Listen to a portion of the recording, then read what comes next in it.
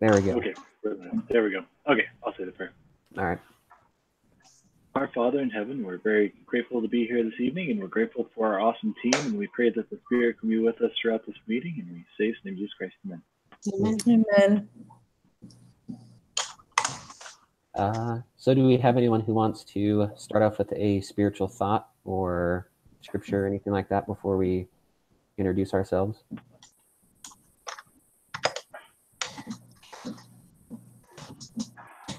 I guess I can say something really quick. I haven't done one yet. Okay. It's been quite an interesting week for me in my life. My family has moved 2/3 of the way across the country, and so I've been kind of out here in California on my own, which has been kind of challenging. And but I have been working on trying to find a job, and so I can move out there with them. And things have just been I've been really good about just kind of staying patient about the whole thing and not really letting myself get very stressed out about it. I've been really trying to just kind of do what I'm supposed to do and just feel very confident that things will work out the way they're supposed to. And I'm applied for a job that I was pretty confident that there was no chance I was going to get. And I found out this week that I got it. So I'm super excited about that. And the reason, I know that's not a spiritual thought, but the reason, that's the background, is it really just, it really made me reflect on, I wouldn't have gotten that job if I wasn't in my last semester of school. And I wouldn't have gotten that job if I didn't have all the work experience that I've had over the last 20 years.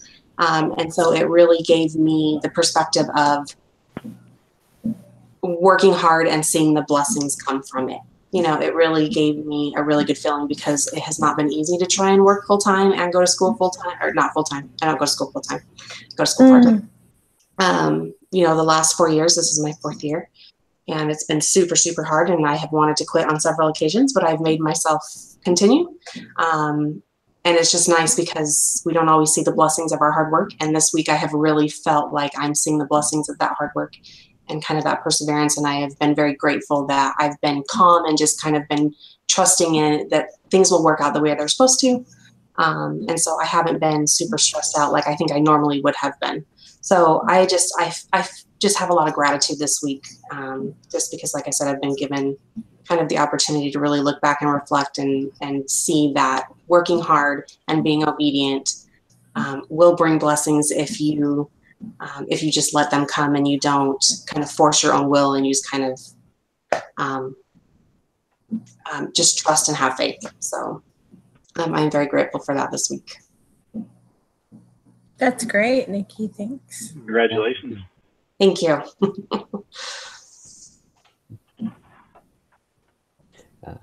Cool. Thank you for that.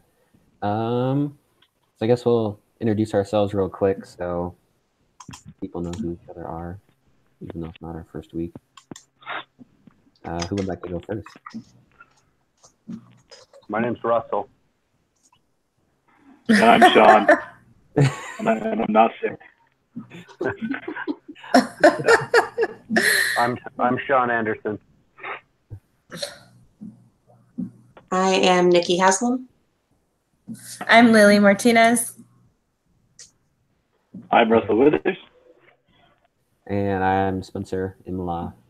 And we are, just kidding. I don't even know what group member we are. The Brady Bunch. I don't know. We are Captain Planet. I don't know if people remember that. We are Captain Planet. We are one. I was going to say one thing. Go Caps. No. And does anyone watch hockey? Come on, go Caps. I have to say that. I was like, anyway. You say go Cubs? Because I'm like, yeah, heck yeah, go I love baseball. Go Cubs. They're my favorite. Yeah. I'm from Vegas. I'm from Vegas. I gotta go vote. I gotta root for the Knights. Well, I live here and I've grown up here in DC area, so I gotta go for the Caps. Good luck tomorrow. I think it's gonna be a good ending for you. I think so too. Anyway, sorry for that. So good luck to both of you because I don't really care who wins. I don't watch hockey. I'm not a I sports. don't watch hockey. Okay, so to start off our group discussion tonight, we're supposed to put ourselves in the shoes of Brentwood Associates Management Team, and we're supposed to decide whether or not we want to exit Zoe's Kitchen now, and if so, what is the best exit option? So we're supposed to just kind of vote on this as a group, and then just kind of discuss the different options that they have listed in the case. So is the vote to exit now or to go to IPO? I think the vote is mostly just to figure out what strategy is best or what we feel is best. I mean, we can vote if you want to exit now. It just says we're all supposed to vote. I hate these instructions. They're really confusing. Well, I think the IPO is still a version of exiting, right? I believe so. Okay. So yeah, are we voting on whether to exit or not, or what exit option we would take? That's what I was asking. Sorry if I wasn't that's clear. what it says in the group discussion. I think my understanding is that they're all an exit option. It's just whether or not they're going to exit in 2 years, exit now versus a financial or a strategy or an IPO. Like, so they're exiting either way. It's just a matter of doing one of the three ways right now, or waiting 2 years or wait. Okay, gotcha. So Okay. So I'm assuming the vote is exit now or later, right? yeah. Okay. So I mean, I can get us started. I'm honest. I don't feel that they shouldn't exit right now. I feel like the company is still a little young, and so I feel like the company should wait at least a year to 2 years for more locations to come out, more cities to be reached, and then for them to kind of grow the company's equity just in general. And so I am more of a person who feels that it'd be more valuable to exit. I feel like their multiplier would increase as well once they finally exit. And then so I know the case talked a lot about really focused heavily on the earnings before interest and taxes and depreciation, amortization, and things like that. And so I feel that they could really bump those numbers up before selling through waiting like either a year to 2 years. So you think they should wait then?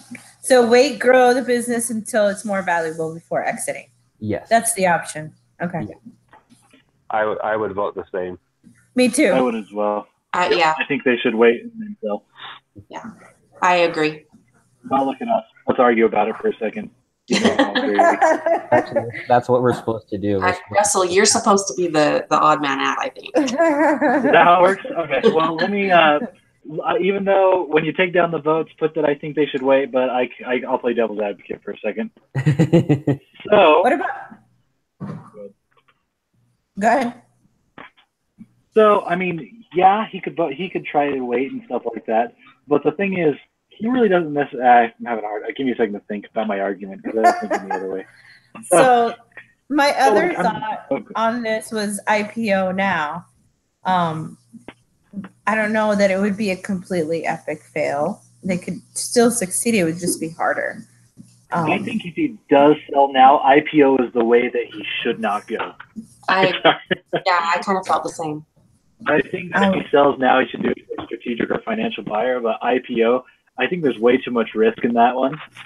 And it takes because, like, if he gets a bad valuation or even just a low valuation, there may be no recovering for that. But if he continues to grow organically, he's been growing at a pretty good rate, and he's not exactly hurting as far as raking in the dough. He doesn't have to have that IPO to be successful. I really think that if he does decide to sell now, he should just take the money and run because he can get a little bit more from a financial buyer too. From my calculations that I think that I did right, but I'm honestly not 100% sure. Awesome.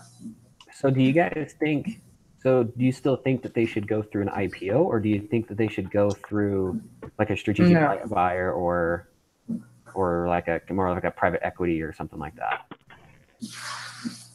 I think they should do the auction style thing and try and drive up the valuation so it's closer to the IPO.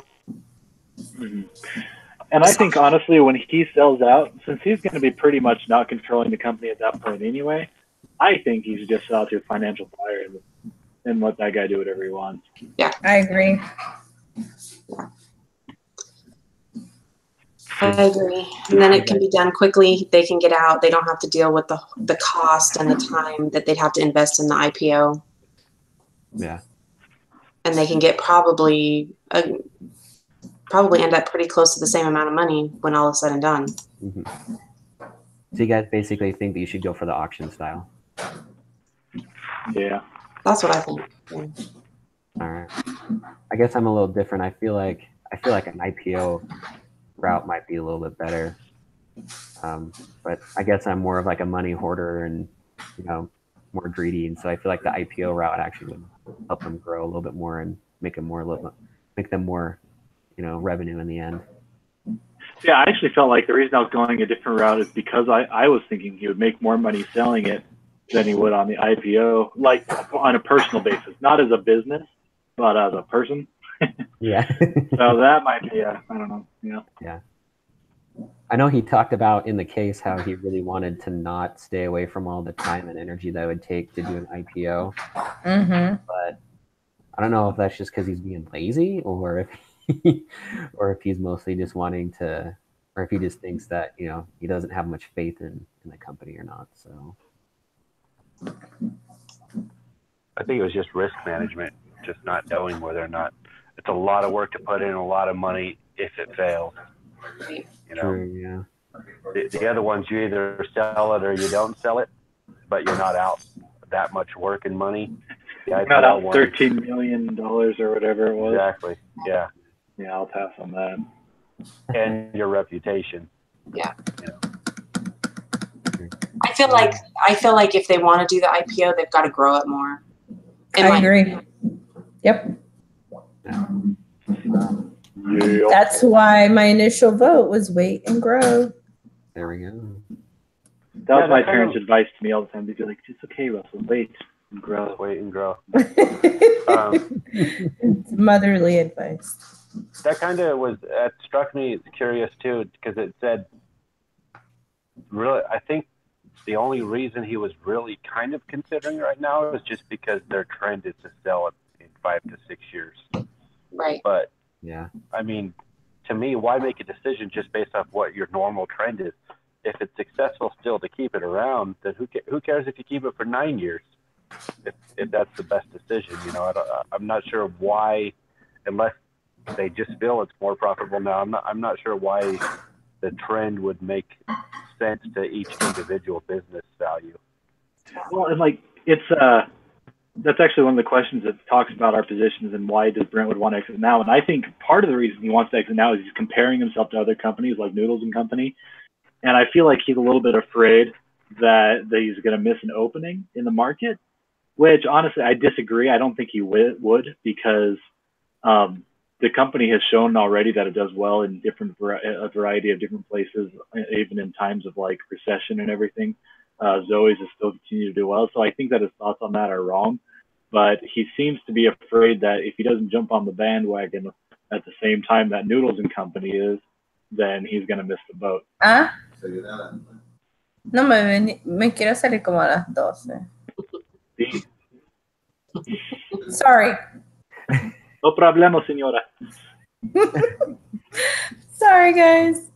Well, and I especially, I was kind of thinking the same thing, especially because they made such a point that they're different. They're not like the typical VC where they want to grow businesses. They don't want to just go in and sell it off. They want to go in and they want to grow the business. I'm like, well, if that's kind of your business model, then why would you not try to grow this business some more? Yeah. I really like that a lot, actually. So it's like, I'm not sure. I know that we only have the information that's in the case, but is there something in the case that they're not really telling us of why they're really trying to sell it? I mean, is Brentwood Associates actually having, managing the money or something like that? And so it kind of stinks that we only have what's in the case. I think there's something in almost every case we've read that they're not really telling us. Yeah. No full disclosure. Well, yeah. I don't know. The only thing that I can come up with on that, and I think we've already discussed it, is just a timeline. They're just trying to move it along, just like many of these companies that they do investment with, and comparing it to others in the market. But I think Zoe's Kitchen has its own unique setup because it's supposed to be a more personal experience, like home kitchen type environment where it's direct, fresh taste. So that's kind of hard to produce a lot faster and commercialize than other restaurant chains. You know what I mean? So the growth might be slower, but doesn't mean it's not going to be successful. Mm-hmm. I know. I was gonna say, I feel like that's a problem that people a lot of times face. Is they think that just because they're not growing, just because they're not Walmart sized yet, doesn't mean that they're not being successful. I mean, it sounds like he's doing great. He's got 100 and something shops open already, and it sounds like they're all doing fairly well. And he just wants to push it for some reason. I think I also thought it was kind of interesting is that they're planning on growing so much, in the next year. It talked about. I think they're planning on putting out 30 more restaurants or something.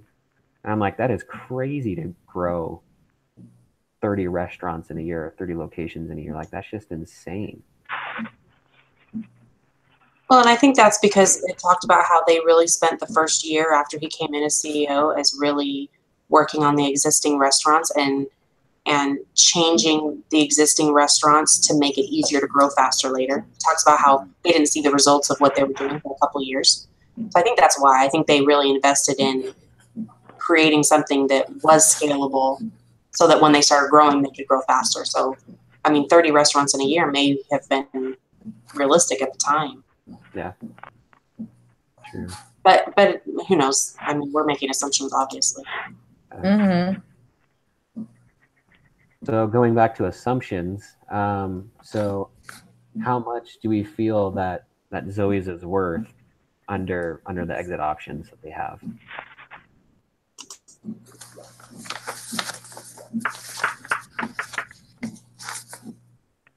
Is this where we did those calculations?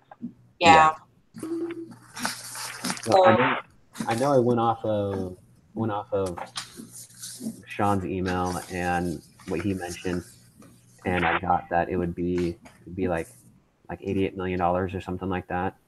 To the financial sponsor. Yeah, I'm not exactly 100% sure how those multipliers work. That was something. Well, I think it was.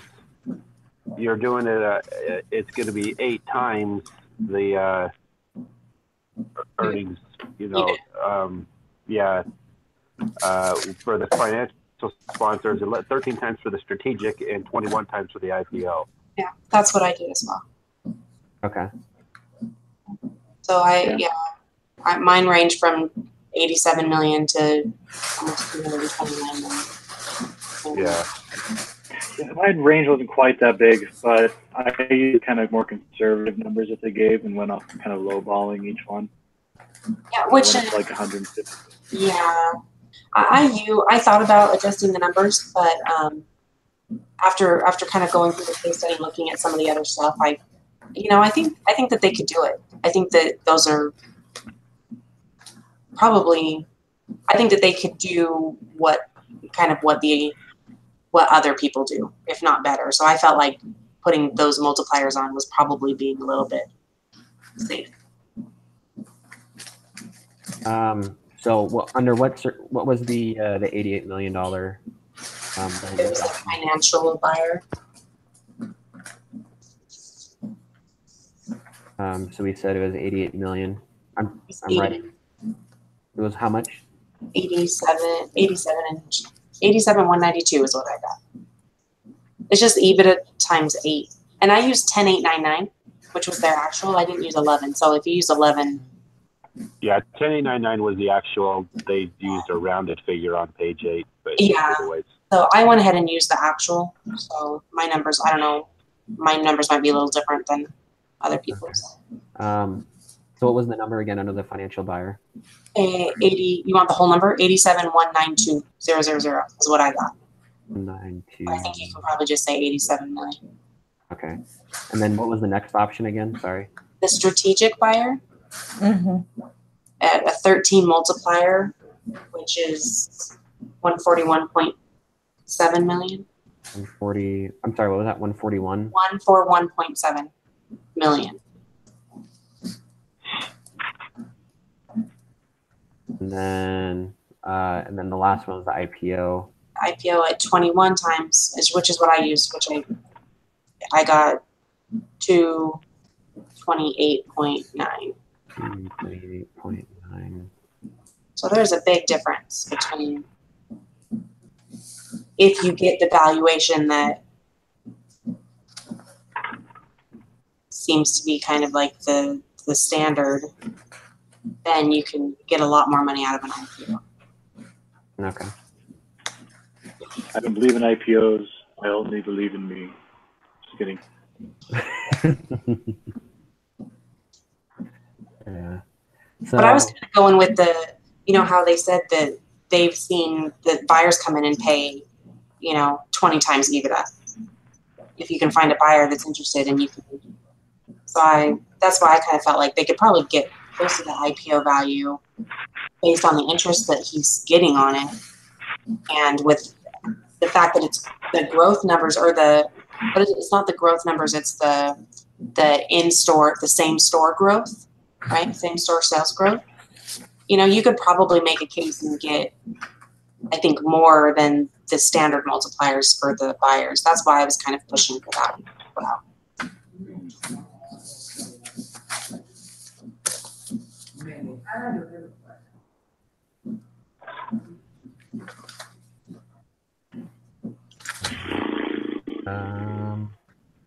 So the next question, what differences did you observe in the valuations based on who buys the company?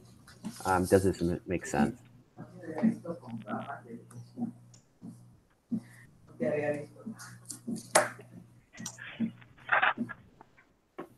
What was that question again? Yeah. Sorry. What differences did you observe in the valuations based on who buys the company?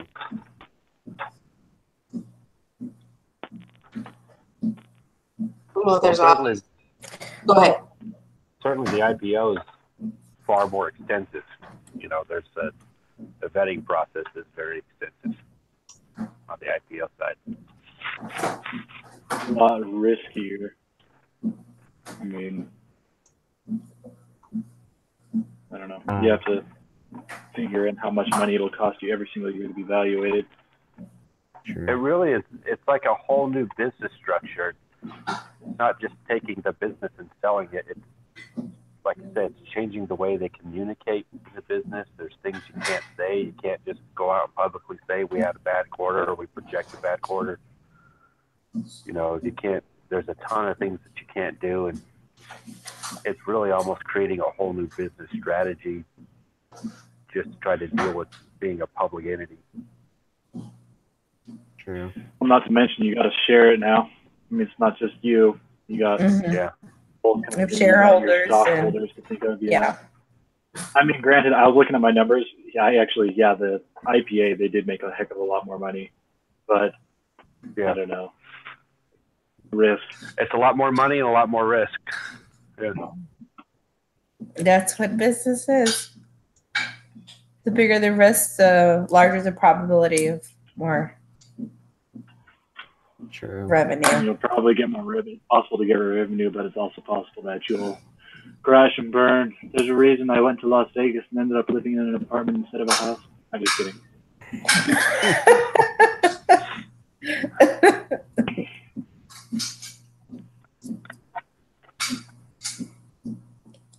So, yeah. Okay.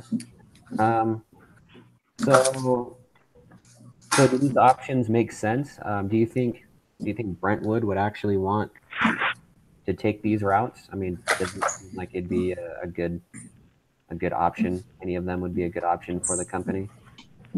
I mean, I still think he should wait, but I personally think the strategic buyer would probably be the best choice if you were to sell out at this time. We'd make a little more money than the financial buyer, but without the risk of being an IPO. Especially with a strategic buyer, if they're calculating off of multiplying that 13 times But like they said, if they can get that closer to an IPO where they're doing it 16, 17 times greater value than, which they probably could. It's a successful company. They probably could get it closer to the IPO. Excuse me. Yeah, that's No, exactly. I agree that it's a successful company, but I look at their numbers, like their revenue, and it's nowhere near what any of those other ones were when they decided to go public. Yeah. So on one hand, I can say, yeah, they're just doing well as a company, but I feel like it'd still be way too premature for them to be able to confidently get as high of a value as these other companies have. Hey, Lily, can you mute your mic? There's some background noise, I think. Me? Yeah. Yeah, either way, even if they don't get it closer, they're still safer, I think, to not do an IPO right now and wait. But I mean, I still think waiting is the best option, but yeah, they might just get lucky too and get some Texas billionaire with a lot of oil money go in and give them. yeah.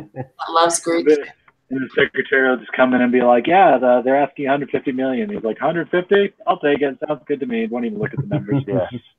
Oh yeah, I love Zoe. That's my favorite restaurant. I want it. Yeah, give 150. Let's do it. I met my wife there. Bring me my bolo tie. I love that place. We're going out. So Jerry Jones will buy it. So the next question is why would anyone sell to a financial buyer instead of going the IPO route? I mean, I feel like we kind of already discussed it just because of the risk, but Safety.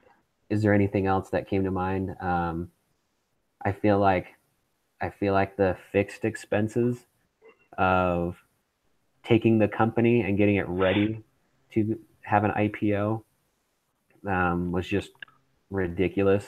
And then plus also you have to go through the SEC and then you have to go through getting all your financial statements audited. And so what you're saying is they won't do it because they're lazy. Just kidding. Yeah. You have a really low opinion of these people. No, I'm sorry. It was a hard day at work, so I'm especially cynical towards mankind. Not going to disagree with you. Towards people who sell Greek food. I know. Especially people, unless it's euros, because euros are the best thing on the entire planet to stuff my face with. So, anyway. Sorry, back on topic. So, yeah, I think the risk and just the work involved. So I agree with you on that. Yeah, I think it's fast. It's low risk. It's, I think those are really the key things that would drive you towards the. I mean, let's face it. It's kind of like a fast food chain that his business is, and so he's all about fast, cheap, and easy. So, go a little bit. Just kidding.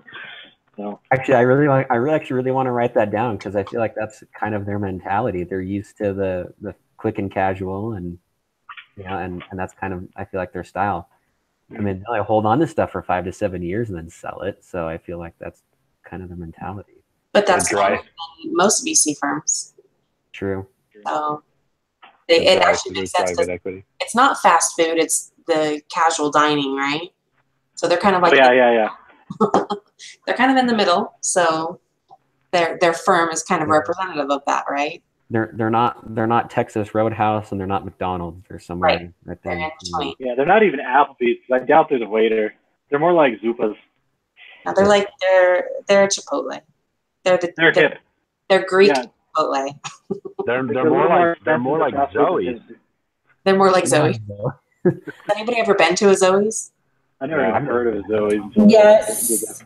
I like Zoe's. Do you really like Zoe's? Yeah, I do. That's cool. I like We Zoe's. have Daphne's out here, and it looks the same as Daphne's, and I like Daphne's. Huh. There's a Zoe's in Idaho. What the heck? What? In Rigby? No, that's Kitchen Corners. What the heck? This is lying to me. The closest one's in Boulder, Colorado. I think the map shows they're all in the south and east, right? I don't think. Yeah, I was about to say, I think they're all on this side of the map. There's like one in Boulder, Colorado, But aside from that, Google is trying to convince me there's one in Rigby where I live, and I'm just like, this is a lie. This is definitely a lie. I actually looked up, like, there's only 2 in Alabama anymore. I looked it up because I was curious. Yeah. So that the map from 2013, they're not doing that well anymore, I don't think. Maybe they should have taken the IPO, or maybe they did. Well, Maybe they did. we have quite a few of them here. I didn't So- check it today. I just checked Alabama. I'm moving to Alabama. I don't know if you guys knew that. I'm actually moving to Alabama. That's why I looked. I saw they started in Birmingham, and I was like, oh, Like, oh, maybe I should try it out. I just was curious because I hadn't seen it out there. California to Alabama, that's not a cultural change. Oh, I am looking forward to that cultural change. Yeah, bet. All right. Yay. So I think we got Zoe's under wrap. So Perfect. Yeah. okay. So moving on to the Jim Sharp case. I'm not gonna lie, this one was confusing, and Yeah, this one's all over. and I didn't do all the prep work for it yet. I'm a sinner. So I honestly, I answered all the questions. I did not do the spreadsheet. It's just ridiculous to me. I haven't finished the spreadsheet, so Yeah, I actually did everything, but I can't say that I did it right. But I think I did it right. You know, I'm pretty sure my formulas are on point, but you know, the fact that the formulas aren't working in the spreadsheet has just like killed me. It just like stalled me halfway through. yeah, it almost stopped me in my tracks. So I just took a minute to go cry, and then I came back. I'm not done crying yet. Finished it through my tears. Oh, excuse me. I'm sorry. So let's see. I'm interested to see what everybody answered on this one. the one where it says assess this venture from Jim Sharp's perspective. Well, this is more from like his perspective. That doesn't necessarily mean numbers, I think. So, Well, is that the first question from his perspective? Is that what we're discussing? Yeah, that's interesting for us to not use it from our perspective, but from his perspective. But that's a good way to do it, though. You know, look at it from his point of view. obviously, he thinks it was worthy, or else he wouldn't have bought it. But a worthy venture. But I don't think he's oblivious, though, to the risk that's involved. There's a lot of risk. A lot of things he's got to fix. But from everything it says, from his assessment, his own assessment that he describes in here, I think he knows that. I think he knows he's got issues with the union. He's going into uncharted territories with not really knowing the personnel. But I think he's excited about that still too. He has a lot of faith in his ability to tackle that. Yeah.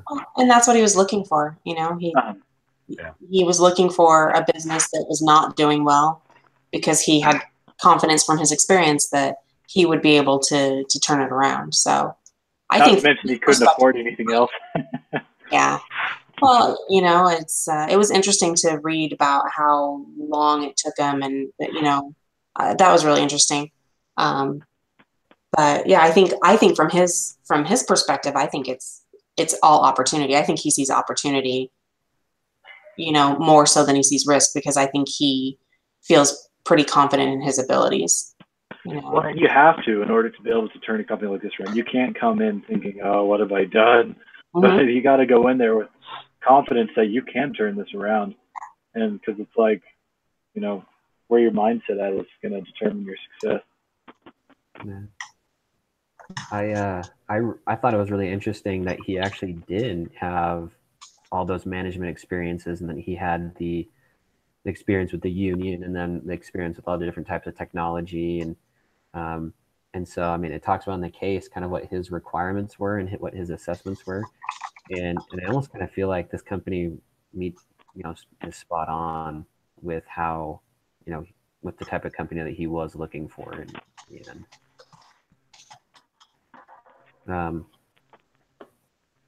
And then so how did he purchase the venture? What were some of the methods that he used in purchasing this company?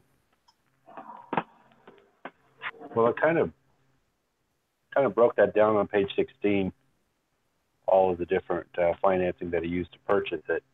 I think the one that stood out to me was the fact that the majority of this was a seller note. So he went through, I mean, basically the seller is financing a big portion of this rather than the bank. And I don't honestly think that the seller's terms are that off base.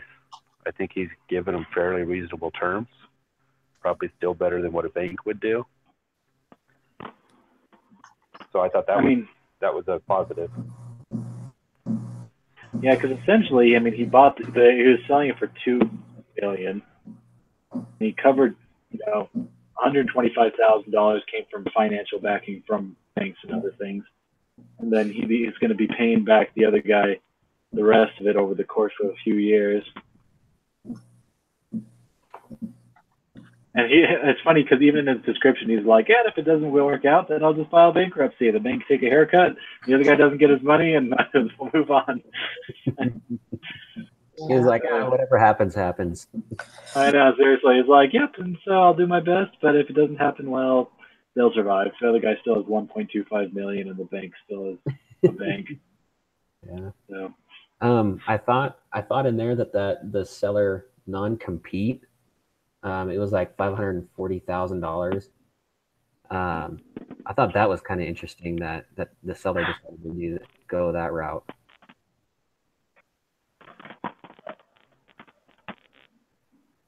I think that's common. Yeah. That's pretty common when you sell a business. I've never bought a business before, so. Yeah. Why the heck not?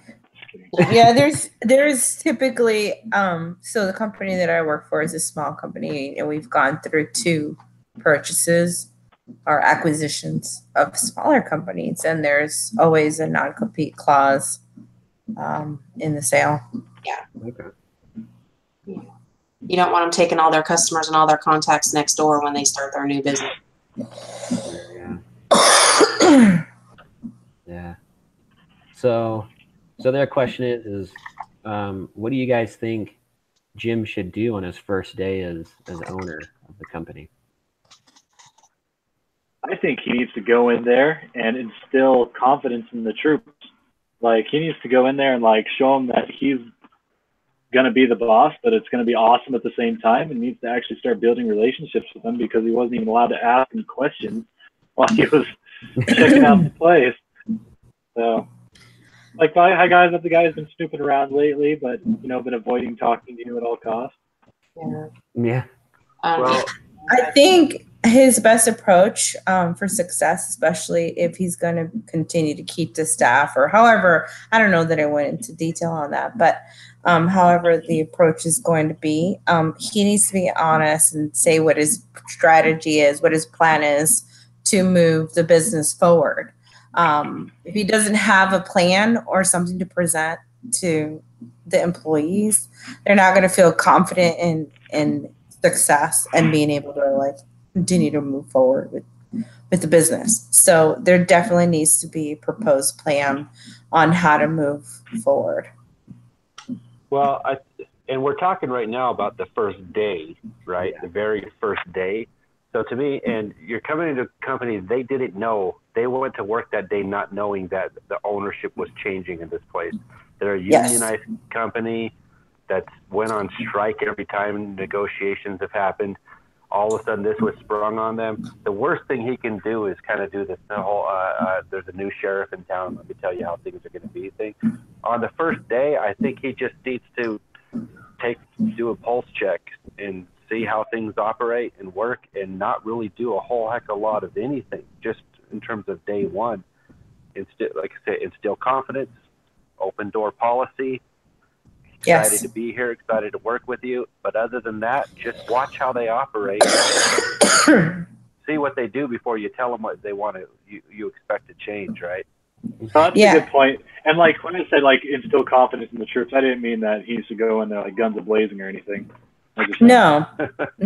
His approach definitely needs to be passive to them, because I've seen it happen, where they come in and it's hello, we're this person's no longer the owner, we are, and it's gone bad where people decided to, leave immediately, started looking for other jobs. Like it just, that went downhill. And I've seen it done where, okay, yes, we have sold, but this is what's going to happen. It's going to take some time to make adjustments. We're going to be open to what your ideas are. Let's talk about it. So like that kind, you still need to be able to say, this is what we want to accomplish. This is where we want to go, but we're going to do it together. That's the approach it needs to have. It needs to be like a team effort approach. Yeah, but it has to be very, sorry, I thought you were done. I didn't mean to interrupt you. Go ahead. No, go ahead. Oh, I was just going to say that I agree with the first thing you said, which is, yes, you have to go in and you have to build, instill confidence or whatever, and you want to, but at the same time, you have to be honest about what your plans are. Because if you've got people that want to leave, then you need them to go. Yes. You don't need to be hanging around. So you need to go in and you need to say, look, this is why I bought the business. This is what I foresee for the business. This is what I think this business can accomplish. I want you guys to work with me on that. But if they know that and that's not what they're looking for, then they need to go. The sooner the better. So I think yes, you do need to watch and you need to pay attention. You need to learn. You need to go in and ask a ton of questions. You just have to ask everybody like a million questions because you need to learn, and it lets them know that you are interested in their experience and their knowledge and their, but if they're going to have a bad attitude about it, you don't want them to stick around. Fire them. You want them to Richard, you can leave. want them to leave. You're fired. Yeah. You're fired. Not anymore. You're definitely fired over there. Yeah. I would say though, maybe it's a little devil's advocate, but to me, I still think we're kind of getting into the first few weeks, first 6 months talk, not the first day, right? And I particularly think I personally wouldn't lay out any strategies of what I feel the company should do until I've talked with management. I think you have to do it at a high level. Even if it's super high level, I think you've got to, you don't want them going home at the end of the day thinking that you're going to sell off all the equipment and shut the place down. You know what I mean? Let me take kind of a middle ground to this. So I agree that you shouldn't go in there and start saying, hey, here's what we're going to do. We're going to do this, this, and this. But I also feel like you do need to lay out like what you want for the company. So I think going into the company and just telling them your vision for the company and then going and listening so that you can get the best strategy of how to do it. So that way they know that you are invested in this company itself, but you haven't gone toward like from a third person point of view, acting like you know everything either.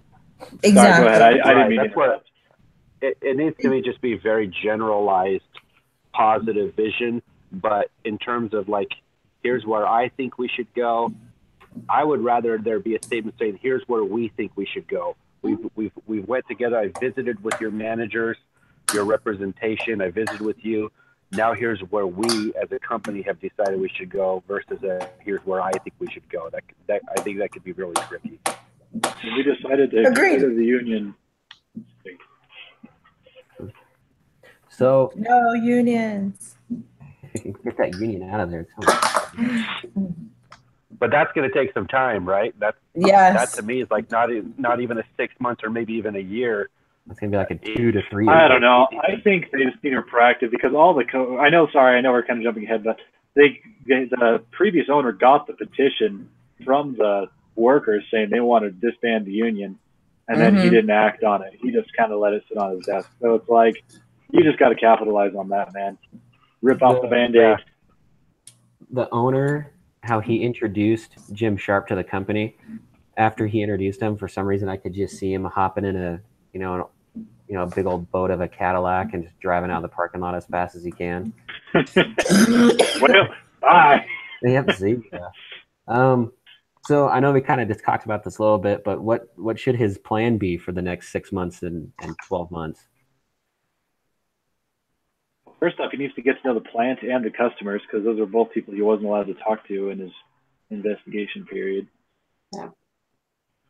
So I do kind of think too, he needs to look at all the changes and separate them between minor changes that don't change the trajectory a whole heck of a lot, but still make positive influence on the company in HR and accounting, all these things. You know, you got to be careful, I think, not to just shock everybody right off the bat.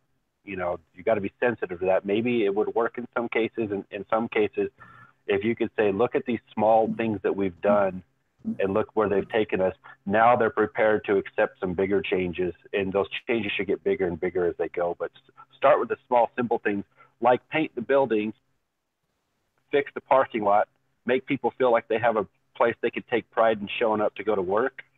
That's going to be the first thing in getting them to trust you, right? Those are just small little things that can go a long way in them accepting bigger changes down the road, I think. Yeah. I also think that he needs to look to the future and like figure out what risks he is going to face and then start making long-term plans to mitigate those risks. Like, for instance, with the union thing, they strike every 3 years, like clockwork. And if you look at their the numbers on the page, like their revenue for the past few years, every 3 years, the numbers drop as well. So he either needs to get rid of the union, which I think is better, or if he can't do that, you know, find a way to work with the union so they don't feel like they have to strike every 3 years. Like, if you know they're going to get mad after that contract ends, then, you know, head it up like beforehand so you can keep on doing work. Yeah. Yes. I like that. I like it.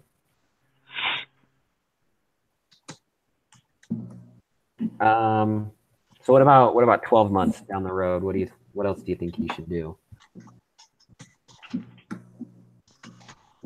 He's got to start upgrading the equipment. Okay. You can't have equipment that's down 30% of the time. You can't function. Yeah. I think that's got to be high on the priority list to start investing some money in upgrading equipment. So you can be like, all right, boys, if you're planning on striking, can you please strike in this period of time when the machine's broken? Right. So that, like, exactly. That would be nice. I think efficiency, along with equipment replacement, analyzing what processes are more efficient, making changes to those processes internally. You don't want to do that right off the bat. You want to observe them, like Sean mentioned earlier. So that could be like a year out where you're like, okay, we've observed this for a year. These are the changes we've identified, and these are the new procedures we're going to put in place. So it's internal procedures and processes. Yeah, by a year in, he should be making big changes now. Like he should hopefully have developed the trust with the employees and establish a pattern that now he can make the big changes. He can upgrade the equipment. He can maybe even make a move now on the union. Either way, whether they do broker a deal that's going to work for the employees and the union and him, or just get rid of him. But he should be in a position within 12 months to start making bigger moves. Cool. So kind of one of our last questions is did he make the right acquisition in the end? You know, I'm going to say yes, because it really does fit what he was looking for. And he does believe that he can make changes. Obviously, I don't know what's going to happen down the road, and I don't know what the other options were, to be frank. But from what I can tell, this seems like what he was looking for. And he waited until he felt like he had the business know-how to make it work. And so, yeah. Yeah, I think you can only base that off of a financial assessment at the moment. And I think financially it was a good acquisition. He got the seller to take on a lot of the financing for him over the bank. All the other things in terms of the employees, the general morale of the employees, the union issue, that's yet to be determined whether or not it was a good move. There's no way to tell at the moment. But even in that regards, you're right, you can't tell yet, but even in that regards, I think kind of what was said earlier is I think that he is very clearly going to be able to manage those things way better than the previous owner did. I mean, I think that's pretty obvious. So even though we can't see what's going to happen, I think we can have a lot of confidence in his ability to be more successful than the previous guy was. So True. I think that puts him on the side of, I think I feel like I could be pretty optimistic about the situation because of that. So I think he got exactly what he was looking for. So, and he got it at a good price because he wasn't looking for something that was already successful. He was looking for something to go improve. So I think he got exactly what he was looking for. And I think he only got it within looking at 10% of the actual available business. Yeah. That was really interesting to read that part. I thought it was crazy. He looked at over 600. He found over 600, businesses that he could potentially buy in that area, and then he finally narrowed it down to this one. Where was the area? Detroit? In like Massachusetts. Yeah, that's true. It's close. You were close, Sean. But I did think it was interesting that he was not focused on the industry. He was really focused on the situation that the business was in. Like, he didn't care what industry it was in. And I think most people wouldn't do that. Most people would go in wanting to buy something in a specific industry. So I agree. I think that was very interesting to me, because a lot of the time with business, people go into purchasing a company, they want something where they have experience in and expertise and have a well-rounded knowledge of how it operates. And he didn't even think, didn't even look at that. He was like, I have a base knowledge of how to run a business. Doesn't matter what industry it is. And that's what I'm going to go for. And if he had gone in looking for a specific industry, he never would have found that company. He would never have bought that company. So I think it was a good lesson to me, if I'm ever in that situation, to just keep my, just kind of be open-minded about it. Horizons open. True.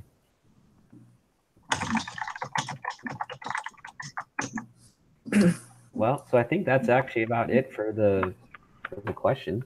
So does that cover like the assignment questions too? Yeah, it does. Yeah, looks like it.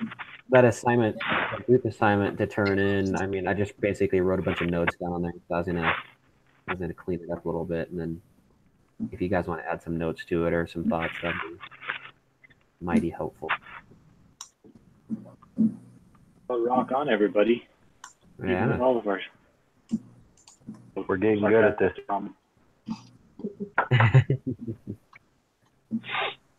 Yeah. So Cretan's next week, right? Cretan is. Yeah. Cretan or Creighton? No, I just Creighton. Creighton. I'm like, yeah, it's Creighton. Careful. Which one is it? Creighton, like with an A. Creighton. Great. Oh, I said Cretan. Sorry. Yeah. Great. It's okay. He's not here. Yeah. Today's the day to say it wrong. Yeah. Do you think I should email out the link so that he can look at it, or just set it out the Yeah. Sorry, Just kidding. And he owes us an Oprah quote. that's true? That's right. I'm holding him to it. Maybe he couldn't find one, and so he just used the customer. The customer. It was too much pressure for him. He's like, I got to back out of the meeting tonight. I don't have an Oprah quote. Yep. Well, I suppose we could probably cut the feed.